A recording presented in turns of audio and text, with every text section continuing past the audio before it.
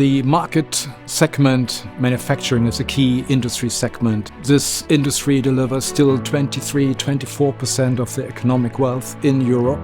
So we cover a wide range of this industry, including automotive, chemicals, food and machinery.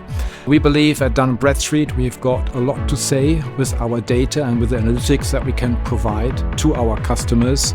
Dun Bradstreet is permanently intensifying the collaboration with tech leaders like SAP, like Databricks, Microsoft and Salesforce, always having in mind to make our data available very smoothly, to be easily integrated in all of the relevant business processes of our customers. So the benefit for our customers is that we're collecting knowledge and experience out of hundreds of projects across Europe that we then can apply to other customer situations. We always start with the why. So why is it so relevant to build data-driven processes?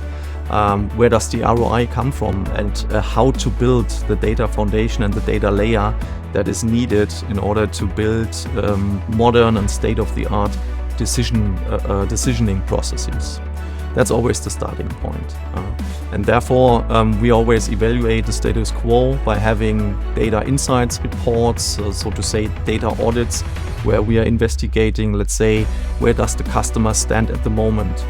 I'm optimistic that also new technology like AI will help also manufacturers to come up with the right answers at the right time. But it will be a journey, and for sure it's going to be a challenging journey for all of them in 2025 and beyond.